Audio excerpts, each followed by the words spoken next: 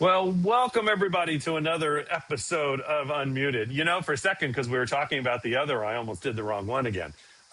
It's great to have everybody on tonight. It's always about conversation. It's the conversations that you move you forward in life. It's those things that you think about that maybe you didn't think about that you thought about, but now you're going to take action on.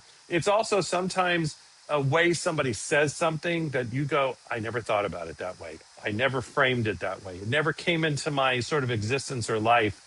And at the same time, sometimes we just have fun. Well, one of my co hosts is off playing somewhere like she usually is, but that's what life's about, and that's fantastic. So Sandy won't be on with us tonight. But we have our other co host who's always with me no matter where in the world he is, because right now he's on a 3-month hiatus. Well, I wouldn't say that, traveling around the United States, all the way from Tasmania, because you can't get much closer to Antarctica, and having way too much fun. Give it over for Mr. Jeff Ross. So from Tasmania to Texas, I like the T name, see? Thank you very much, Michael. It's a pleasure to be here and really looking forward to tonight's conversation. Today we're joined with someone who I'm genuinely looking forward to introducing, John Hulen. He's an entrepreneur with over 25 years experience as a certified coach. He's a speaker, he's an author, he's also a podcaster, and someone who's deeply passionate about helping people succeed, not just in business, but in life. I think it's a man cut from our own, same cloth, right? So one of the things I love about your message, John, is your belief that healthy businesses are built on healthy relationships. And if that's, things aren't right at home, it's incredibly difficult to become everything you're capable of in business. And I can attest to that in my own personal life and my own business as well. So really looking forward to having you here with us on Unmuted tonight. So thank you. It's great to have you here with us, John. Thanks, Jeff. Thanks, Michael. Really appreciate being here with you guys. So let's get into it. So John, from people meeting you for the first time, what's the story behind your personal mission? Like, why have you become so passionate about helping people build healthy relationships alongside successful businesses? Well, to be quite candid, it goes back to something that happened, was finalized anyway, April 1st, 2010. So it really was April Fool's Day. I'm not making a date up, I promise. And that was when my divorce was finalized. And folks, I can tell you, I was the fool that day. 100% I was. I can also tell you that my divorce was completely preventable. Completely, as I think most are. And so what I realized, Jeff and Michael, was that as that date was approaching, I knew that some things needed to change. And I knew one of the biggest things that needed to change was me, because I knew that any challenges I had in any relationships, the one common denominator was me. And so I needed to work on me to get me to be better. And as I did that, as I started to grow and to work through my stuff, my purpose became clear, because I truly believe in order to find your purpose in life, why you're here, you got to go through the worst pain you've ever felt in your life. And you can't numb it, and you can't pretend it's not there, and you can't bypass it. You got to go through it, because purpose is on the other side of pain. And ultimately, it provides a platform. And so you're asking about relationships, because I knew after my divorce, one day I would hopefully meet another woman and get married again. I'm still hopeful of that. But I also knew it would impact every other relationship I had, my relationship with my kids, with my friends, other family members, clients, and potential clients. And all the work that I was doing, I didn't see the business aspect of it at first. It took me a while, but as I really started to latch onto that and have it become a part of who I was, essentially becoming a part of my DNA, it started just oozing out of me as I was talking with clients and as I was speaking with potential clients, realizing, you know what? These potential clients, they don't need me to sell them anything. What they need for me to do is to listen, to pay attention to them. Because when we'll do that for people, and it doesn't matter if you're talking about business or home life, if we'll listen to folks, they'll tell you exactly what they need. We just have to give them the time and opportunity to do it. Yeah. It's because we used to talk about this obviously a lot. Um, was that within anything that we do, any structure, everything's a relationship. So Hmm. everything that we have is a relationship. Everything and relationships fall apart, right? Relationships go sideways. Relationships go up, down, right, and left. And so, really an important piece and really what I'm hearing you say is that helping you put that together and structure that, it doesn't mean that they'll always work out. That's not what it's about. But if you really understand the importance of relationships, that will affect your life, your marriages, your business, it goes across boundaries. Yeah, And right. I think what happens is, we have so many times that we get into these sort of stuck places, and we stop seeing the forest through the trees. We start to, or it's all about me. That's the other one. Oh Lordy, have we heard that one before? Um, and a relationship with anything is, it's a two-way street. And they talk about it always has to be a win-win. It's not always going to be a win-win. Sometimes it's going to be on one side or the other. But can you find a place that you can find common ground? Talk a little bit about sort of that common ground part that happens when we deal with relationships. Sure. Uh, you know, one of the things that I like to do is I'm a researcher. I like to prepare ahead of time as much as possible. I realize that's not always possible, but I do try to do that. And that is one of the things that helps me the most in finding that common ground. Mm. It could be something as simple as finding out someone's preference when it comes to a specific orange juice that they like to have with their breakfast. And they really don't like the pulp in there. And so I make sure that when we're together, that the orange juice that's provided has no pulp in it. I mean, and that seems like such a minuscule kind of thing. People pay attention to stuff like Yeah. that. It's a big, big thing. Details matter in relationships, 100%. And for those of you who are listening, who are watching, who are paying attention, if you don't listen to anything else I say today, listen to this. Even if you don't think of yourself as a detail kind of person, if you'll begin to work on that with each person you encounter, just find one little thing about that person you can hone in on, and you can grab a hold of it, remember it. And if you can't remember it up here in the brain, use your phone, write it down, whatever it is, to help you remember this about that particular person. Because when you do and you come back to it, man, it speaks volumes to that other person. Well, Oh it my doesn't God. matter whether it's relationships at home with your wife, your spouse, your boys, your girls, your whatever it is. Like I find the key word here is well, essentially it's leadership, right? But leadership from a perspective of truly leading in a way to help move people in the right direction, the same direction. But we can really only do that, and I think the key word here that jumps out for me, and something that I'm practicing and honing on, and I love to get your sides of the conversation actually from both Michael and John, to hear both your dialogue on this. The key word that keeps jumping out to me is intimacy. Into me see intimacy in that way.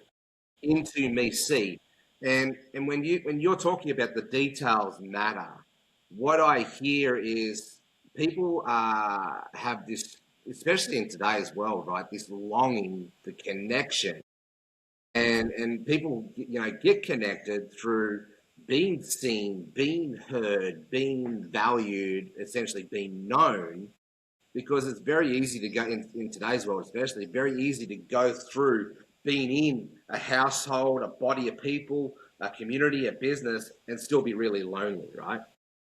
So I love to unpack that. John, I'll start with you, but Michael, I'd love to hear your thoughts on that too. Sure. Uh, Intimacy, that into me see, as you mentioned, Jeff.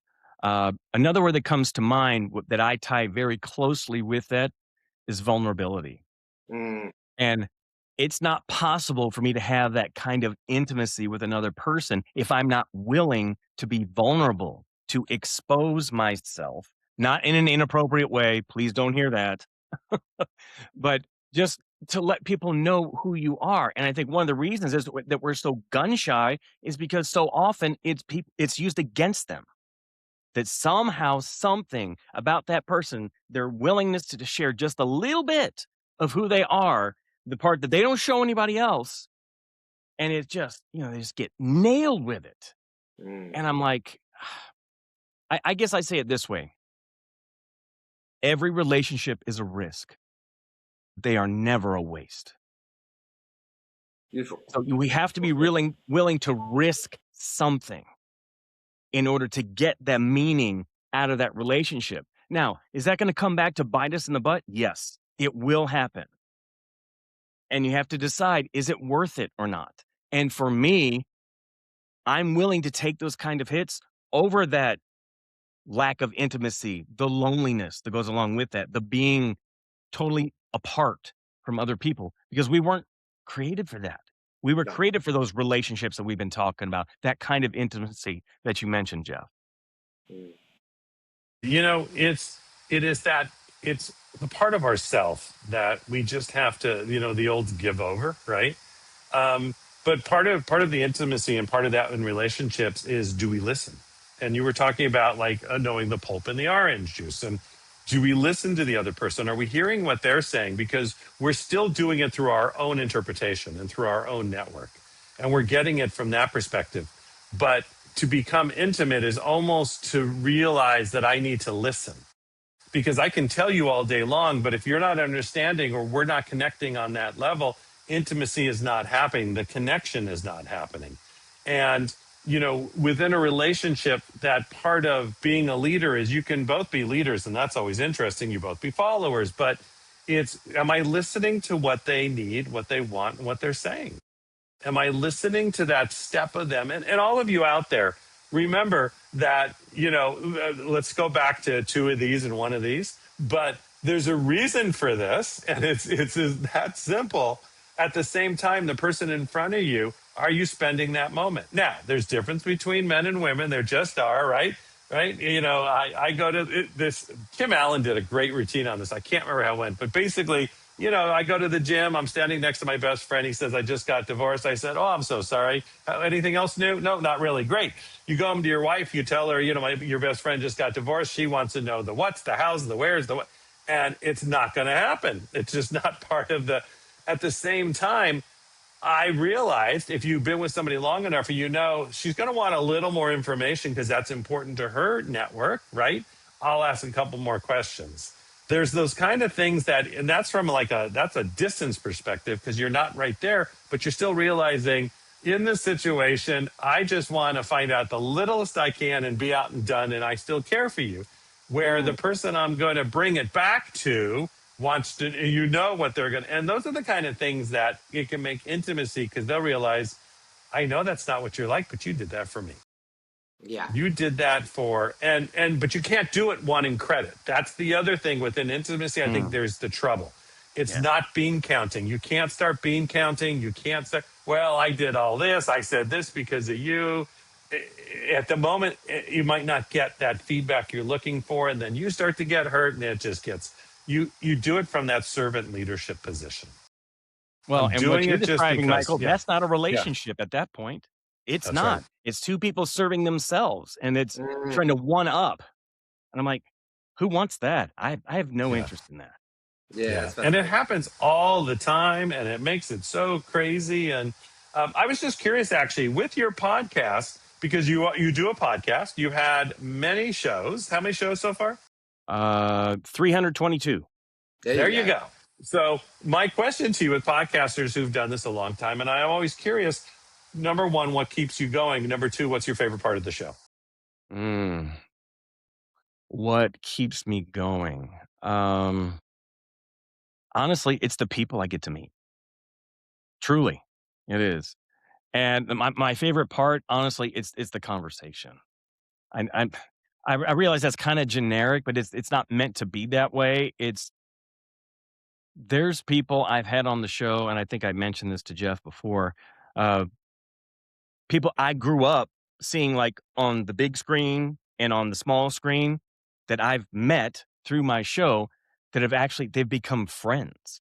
Mm. And I'm like, I'm friends with I have people that I grew up with that saw that stuff. And you're like, how do you know that person? It's like, well, that person came as a guest on my show. Yeah. What? It's just, it's nuts. And I'm just like, wow. It It, blows me away sometimes. And it's really insane. I was actually just having a conversation with Michael and talking about, being business partners who, we're still partners, right? We're intimate with each other. We know each other's lives are going on in that space, but we still get business done. And, Michael knows that I'm traveling around in America. I've got a 14-year-old son who loves to play bass guitar. And he just said, oh, you've got to meet my mate Trevor when you're in Seattle. Trevor owns this guitar shop, right? And so okay. we just swapped connections, and straight away I reached out to Trevor and said, Michael, said I need to reach out. And that door was opened up, and Trevor said, yeah, I can lend your son a guitar for a couple of weeks while you're here. And it's just, that is what really is such a beautiful thing about this whole podcasting world, if you will. It just opens up so many connections and so many doors to people you never thought you would talk to if possible. And thanks, Michael. You just helped me get Father of the Year award. Yeah. You're welcome. It's great. So Man, just yeah, I'm good. blown away by the people that I've had on the show. I mean, I've had a retired CIA spy on the show, a retired two-star admiral on the show. I mean, several Olympians on the show, even more professional athletes on the show. Um, and not to mention, CEO, C-suite level folks of all different sizes of companies and corporations. Uh, just people doing and making a difference in the world. Mm-hmm. And I don't know if you guys get asked this question, but I actually get asked this quite a bit. Typically, it's coming from people who are trying to pitch me, but the criteria that I use, it's like what do I use to determine who comes on the show? And I used to have like this long list. I don't anymore. It's very simple for me now. It's, is this someone from whom I want to learn? Honestly, that's my number one, and there might not be another criteria. I mean, that's it. If this is somebody from whom I think I can learn, then I think that's gonna come across in the interview. People are gonna see it in my countenance. They're gonna hear it in the kinds of questions that I ask. Uh, so that's why. And there's sometimes it doesn't make sense to people why I have a certain person on. But you know what? It doesn't have to make sense to them. It makes sense to me. Right. That's right. And that's right. We always say if you're having fun and if you're learning something and your eyes go, wow, the audience will sort of do the same thing. Okay, hold on. We just both heard something. There's some relationship here that I can garner. I got to back that up. Wait, I got to back that up again. And Yeah. because it's better than the podcaster that's, oh, so anyways. I mean, and there's podcasters who are actually very famous who podcast like that. Yeah. Um, the great thing about the podcast community is it is a community. I mean, it's really, you can ask people to be on a podcast and it's a different world because it's non-threatening. It's, we're looking for information, we're looking to share, we're looking, to really be part of, are we making a difference in this world and changing the planet? And I think that's that part. The question always comes up though about the podcasters because most shows quit. 21 shows, they're done. It's boring. There's no feedback. Even if I have guests on, there's nobody really watching me. Even if you could show them there's downloads. Most people quit after 21 shows. So to make it past 21 shows, you're in a very elite audience. You're in that small world of people who are willing, even though there's you could say there's a million podcasts, but if you look at how many get past 21 shows, it's a minuscule number. That's true. In Um, fact, you know, it I tell people often who are considering it, who are considering starting their own show, it's like you need to determine how often you want to put it out. And once you figure that out, that is an animal that has to be fed Yes, consistency. all the time. And so, I mean, I've been doing it long enough now. It's over 6 years now. And I'm so used to doing it, I don't even think about it. It's It's just a routine. part of who I am now. that's right. That's right. Yeah. What I like also we talk about a lot because we're starting to get a little low on time here, but we always love our guests to give our audience one thing they could do today, business, relationships, whatever that is, something they can take away from today and like literally do it if it's their nighttime, their whatever, but something they can do immediately. What do you Hmm. got for them? Okay. Hmm. Let me think about that. Always love this question. Because I've got Isn't that different great? ideas if you're talking about personal or if you're talking about professional. So, You go any way you want with this. um, well, I can say this. One of the things that most entrepreneurs are not really good at is recognizing that they are the brand. And so for those of you who are entrepreneurs out there who are paying attention to this with that business mindset, uh, yes, people need to know about your business, your branding, but they also need to know about you. They need to connect with you. So here's my encouragement to you today. I'm pretty sure everyone has one of these called a phone. And what I want you to do today, I want you to record a video of yourself. 60 seconds max, one time recording. Don't do multiple, just once. Either introduce or reintroduce the world to you. Just say your name. You can mention your business name, what you're about, what you care about, what you're bringing to the world, and then put it out there immediately. Whatever social channels you're on, put it on those because people are dying to see you and hear you. But if you're not putting it out there, how are they going to know who you are? How are they going to be able to pay attention to you in any way? Um, with that same device, I want to speak to everyone on a personal level. One of the reasons we feel so disconnected in these relationships is because we rely so heavily on technology, specifically visual technology. So, my encouragement to you is to do one of two things. That person you have been avoiding having a conversation with, whoever it is, and I know you have somebody in mind because all of us do, either pick up the phone if they're not close enough to go see, but if they are, go talk to them face to face. Even if it's just a 5-10 minute brief conversation, it'll be a start because relationships don't get better on their own. They don't just magically get better. They require work. It's effort, but it's There you go. Well, Yeah. John, it's been great having you on tonight. This is, you never know where you're going to meet people, and sometimes it's the world of social media. But it's really been great to have you on. It's been a great time, Jeff. I'm going to let you take us out tonight. Yeah, no, thank you very much, John. I just knew that we had to connect, and thank you for saying yes to jumping on as a guest for today's conversation. One of the things I actually did a post on social media a couple of days about, around the sort of theme of this topic, in relationships, but also in that whole work-life balance conversation, and I think what we've got here in our hands in today's world, we don't need to necessarily create a work-life balance, but we can create an integrated balance.